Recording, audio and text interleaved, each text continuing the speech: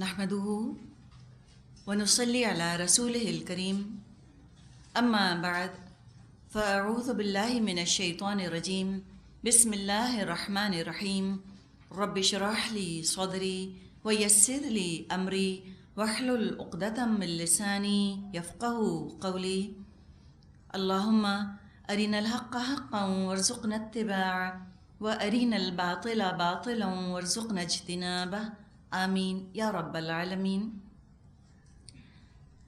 سورۃ المدثر، سورہ مدثر مکی صورت ہے، 2 رکوع ہیں اور 56 اس کی آیات ہیں۔ مدثر اور مزمل کا مطلب ملتا جلتا ہے، اور لپیٹ کر لیٹنے والا۔ تھوڑی سی بات ہم زمانہ نزول کی کر لیتے ہیں۔ سورہ مدثر کی جو ابتدائی آیات ہیں یہ بالکل ابتدائی دور کی وحی ہیں۔ کچھ مفسرین کا خیال ہے کہ یہ چوتھی وحی تھی جو کہ نبی اکرم صلی اللہ علیہ وسلم پر نازل ہوئی، 4th ریویلیشن۔ سب سے پہلے سورہ علق کی آیات نازل ہوئیں، پھر سورہ قلم کی ابتدائی 7 آیات، پھر سورہ مزمل کی ابتدائی آیات، اور چوتھے نمبر پر سورہ مدثر کی شروع کی 5 یا 7 آیات۔ زیادہ تر خیال یہ ہے کہ شروع کی 7 آیات آپ پر اکٹھی نازل ہوئیں۔ تو ایک رائے تو یہ ہوئی کہ یہ چوتھی وحی ہے، ایک اور رائے یہ ہے کہ یہ دوسری وحی ہے، یعنی سورہ علق کے بعد سورہ مدثر کی آیات نبی اکرم صلی اللہ علیہ وسلم پر نازل ہوئیں، واللہ عالم۔ وحی کا آغاز نبی اکرم صلی اللہ علیہ وسلم پر غار حرا میں ہوا۔ سورہ علق کی ابتدائی آیات آپ پر نازل ہوئیں، پھر کچھ عرصے کے لیے وحی کا سلسلہ رک گیا۔ وحی کی بندش پر نبی اکرم صلی اللہ علیہ وسلم بہت غمگین رہے۔ صحیح بخاری میں روایت ہے کہ وحی بند ہو گئی۔ کس کے بعد بند ہو گئی؟ سورہ علق کے بعد۔ کچھ عرصے وحی نازل نہ ہوئی، جس کی وجہ سے رسول اللہ صلی اللہ علیہ وسلم اس قدر غمگین ہوئے کہ کئی بار بلند اور بالا پہاڑ کی چوٹیوں پر تشریف لے گئے اور وہاں سے خود کو نیچے لڑکا دینے کا ارادہ کیا۔ جب ارادہ ایسا کرتے، جبریل علیہ السلام نمودار ہوتے اور فرماتے، اے محمد، آپ اللہ کے رسول برحق ہیں۔ اس سے نبی اکرم صلی اللہ علیہ وسلم کی بے چینی دور ہو جاتی، آپ کو قرار آ جاتا اور آپ واپس آ جاتے۔ جو وحی کی بندش اللہ کی طرف سے رہی کچھ عرصے، یقیناً حکمتوں کے بغیر نہ تھی۔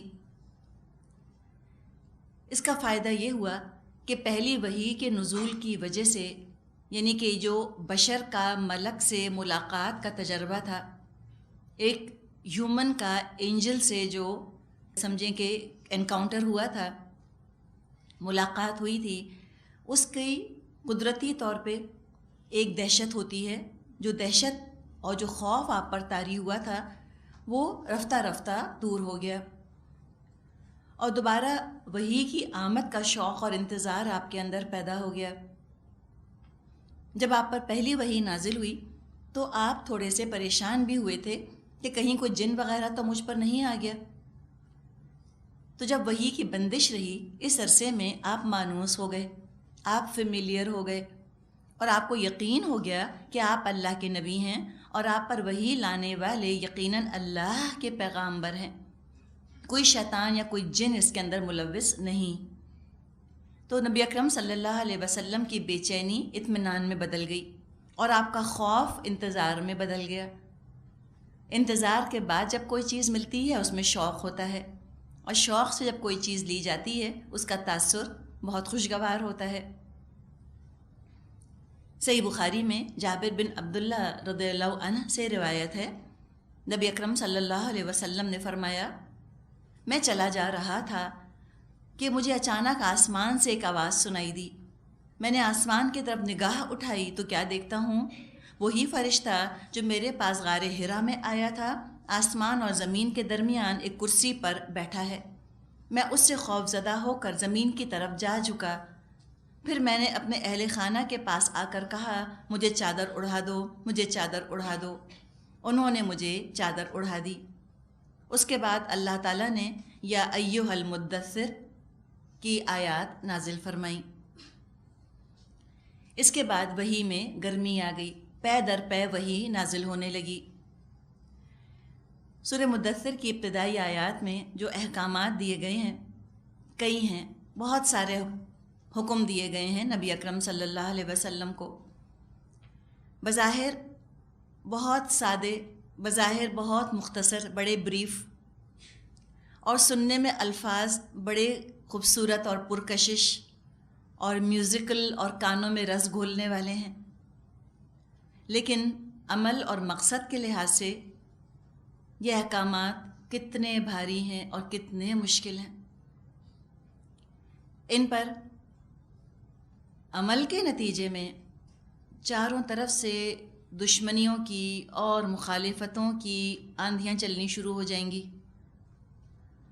جو اس ہدایت کے چراغ کو بجھانے کی بھرپور کوشش کریں گی۔ لیکن جب آخر کار یہ طوفان تھمے گا تو پورے عرب میں اسلام کی روشنی، اسلام کا اجالا پھیل چکا ہوگا۔ لیکن ان خوبصورت الفاظ کو عمل میں ڈالنے کے لیے نبی اکرم صلی اللہ علیہ وسلم کو سخت مشقت کرنی پڑی، سخت محنت کرنی پڑی۔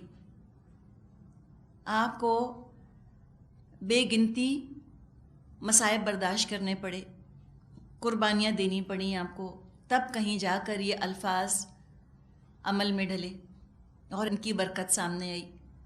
تو یقیناً قرآن بڑا مبارک ہے، بہت بابرکت ہے، لیکن اگر اس کو الفاظ کی حد تک محدود کر دیں گے تو اس کی اصل برکت ظاہر نہ ہوگی۔ جب ان الفاظ کو عمل میں ڈالیں گے تب اس کی اجتماعی برکتیں جو ہیں نا ملٹی فولڈ، ملٹی پلائی ہو کر 2 سے 4 اور 4 سے 8 ہو کر سامنے آئیں گی۔ تو اللہ تعالیٰ نبی اکرم صلی اللہ علیہ وسلم پر لاکھوں لاکھوں رحمتیں نازل فرمائے کہ آپ نے کتنی مشکلات اٹھا کر، کتنی ذاتی قربانیاں دے کر آپ نے ان آیات کو عمل میں ڈالا، اور آپ ہی کے طفیل، آپ ہی کی وجہ سے آج ہم بھی اسلام کی نعمت سے بہرہ مند ہو رہے ہیں، فائدہ مند ہو رہے ہیں۔ شروع ہوتی ہے بسم اللہ الرحمن الرحیم، یا ایھا المدثر، اے اوڑھ لپیٹ کر لیٹنے والے۔ مدثر دال سا را مادہ ہے۔ دثار چادر یا لحاف یا کمبل وغیرہ کو کہا جاتا ہے۔ آرام ہے، پروٹیکشن ہے، تحفظ ہے، حفاظت ہے، لحاف کے تصور کے ساتھ یا کمبل کے تصور کے ساتھ گرماہٹ کا احساس ہوتا ہے، اور یہی آپ کی زندگی اب تک تھی۔ آرام دہ گھر تھا، دولت تھی، اولاد تھی، جان چھڑکنے والی بیوی، فرما بردار بیوی گھر میں تھی، کنبے قبیلے کا تحفظ آپ کو حاصل تھا، آپ کی زندگی میں محبتوں کی، چاہتوں کی گرماہٹ تھی۔ تو زندگی آپ کی بڑی کمفرٹیبل، بہت اچھی تھی۔ کچھ عرصے سے آپ صلی اللہ علیہ وسلم کا دل غور و فکر کی طرف مائل ہو گیا تھا۔ آپ تنہائی پسند ہو گئے تھے۔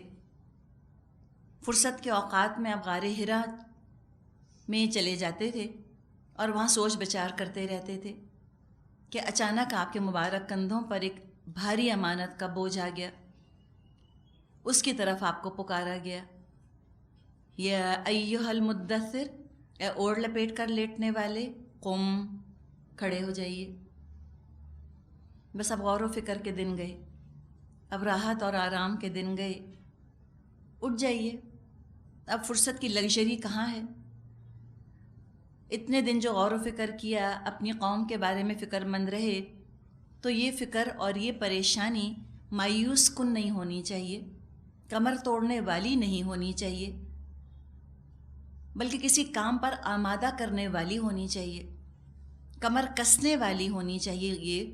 یہ سارا غور و فکر اور یہ ساری پریشانی، کمر کس کے کھڑے ہو جائیے، چینج لانے کی تمنا دل میں کروٹیں لینے لگ جائے، ریزولو انسان کا مضبوط ہو جائے کہ اتنے خراب حالات ہیں، اس کو ہم کو بہتر کرنا ہے، ان چیزوں کو سنوارنا ہے۔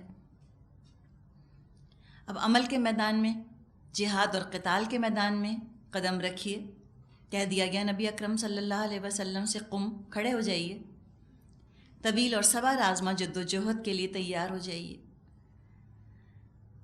اس ایک لفظ قم نے نبی اکرم صلی اللہ علیہ وسلم سے سارے کا سارا دنیاوی تحفظ، ساری دنیاوی محبتیں، سارا آرام، چین اور سکون کی نیند سب چھین لی۔ اور یہ حقیقت ہے کہ جو قرآن کا تقاضا سمجھ لے وہ دنیا میں چین سے نہیں رہ سکتا، چین نہیں آتا، اس لیے کہ ذمہ داری کا مسلسل احساس ہوتا رہتا ہے، مسلسل کندھے بھاری لگتے ہیں، اور یہ ذمہ داری پارٹ ٹائم نہیں ہے، اس ذمہ داری سے چھٹی بھی نہیں ہو سکتی، یہ تو لائف ٹائم ذمہ داری ہے۔ کہیں ہو، کسی حال میں ہو، ایک احساس دل میں کروٹیں لیتا رہتا ہے کہ بہرحال دین کا پیغام تو لوگوں تک پہنچانا ہی پہنچانا ہے، ان کو بتانا ہے۔ تو جو قرآن کے ساتھ واقعی اس طرح سے ملوث ہو جائے کہ بس وہ کھڑا ہو جائے قرآن کو لے کر، اس کے لیے یقیناً یہ آیات رہنما ہیں۔ اور جو کھڑے ہونے کا ارادہ نہیں رکھتا، صرف پڑھنے کا ارادہ رکھتا ہے، اس کے لیے سبق کچھ نہیں، پڑھ لے، خوبصورت تلاوت سن لے، قرات سن لے، الفاظ کا مطلب سمجھ لے، گرامیٹیکل انالیسس کر لے اور تجوید بہت اچھی کر لے، لیکن بہرحال اس سے کوئی اجتماعی تبدیلی آنے والی نہیں ہے۔ تو یہ قم بہت اہم ہے۔ اس وقت دعا کریں کہ اللہ ہمیں اس پہ عمل کرنے والا بنا دے۔ قم، دیکھیے واحد ہے نا، سب سے نہیں کہا جا رہا تم سب کھڑے ہو جاؤ، قم ایک ایک سے کہا جا رہا ہے، انڈیویجولی تم کھڑے ہو جاؤ، تم دائیں بائیں مت دیکھو کون کھڑا ہو رہا ہے کون نہیں، کون کر رہا ہے کون نہیں، کون کتنا غلط کر رہا ہے، چھوڑ دو، قم، بس تم کھڑے ہو جاؤ۔ نبی اکرم صلی اللہ علیہ وسلم سے فرما دیا گیا قم، اور آپ کھڑے ہو گئے۔ اس حکم پر جو آپ اٹھے تو پھر آپ زندگی بھر اٹھے ہی رہے، ساری زندگی آپ نے اس کے تقاضوں کو ادا کرنے میں گزار دی۔ تو پتہ چلا کہ آرام سے بیٹھے بیٹھے دین کا حق ادا نہیں ہو سکتا، قرآن کا حق ادا نہیں ہو سکتا، اس کے لیے محنت اور مشقت اور بھاگ دوڑ ضروری ہے۔